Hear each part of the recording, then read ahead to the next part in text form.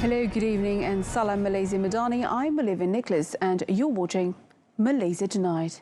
Before we begin, here's a brief look at tonight's top stories. Prime Minister is giving government enforcement officers 1 week to decide if they are ready to take on greater responsibility in the fight against corruption, or they can request for a change in duties. The Premier said it was unacceptable that enforcement officers still tolerate wrongdoing such as smuggling, bribing and gangsterism. Prime Minister urges ministries and government-linked investment companies, GLICs, to evaluate the effectiveness of high-impact initiatives under the Bumiputra Economic Transformation Plan 2035 Putra 35. He said that ministries and GLICs must also ensure that the implementation of planned initiatives does not overlap and is complementary. The country's economic growth outlook continues to be supported by solid fundamentals as the economy is highly diversified and domestic demand is resilient. Malaysia's growth also exceeded expectations last year, with its major growth engines supporting growth, consumption, investment, exports and tourism.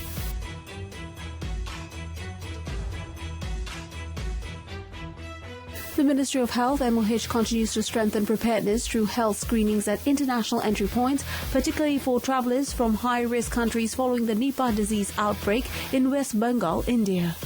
The ministry would enhance continuous surveillance, including strengthening the national laboratory capacity to ensure early detection. The Littoral Combat Ship or LCS construction project achieved an overall progress of 75.75% as of 25th of December last year, compared to the original target of 81.57%. Defence Minister said the delay was largely due to the late deliveries of equipment from original equipment manufacturers, as well as the need for rework involving piping and cabling installations. The government plans to introduce a new rule to allow legal action against purchases of subsidised RON 95 petrol for foreign registered vehicles from April. Under the proposed regulation, enforcement action and legal penalties may be imposed on both parties, petrol station operators as well as owners or users of foreign registered vehicles found purchasing subsidised RON 95. A new regulatory sandbox approach and age verification method are in the works to protect underage Malaysians from harmful content on social media. The Deputy Communications Minister said the regulatory sandbox will allow the Malaysian Communications and Multimedia Commission (MCMC) to collaborate with platform providers to test solutions to protect children online.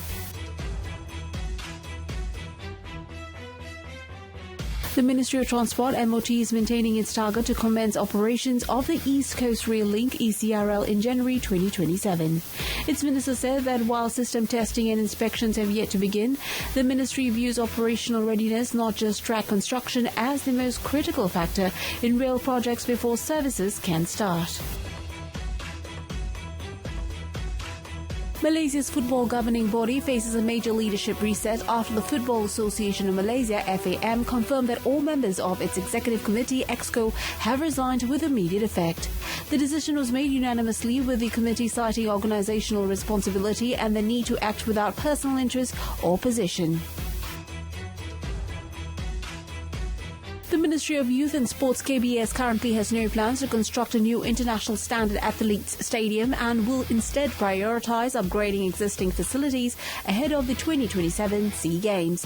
The government will optimise the use of facilities in an economical and effective manner and to ensure that venues are in optimal condition ahead of the hosting of the Games next year.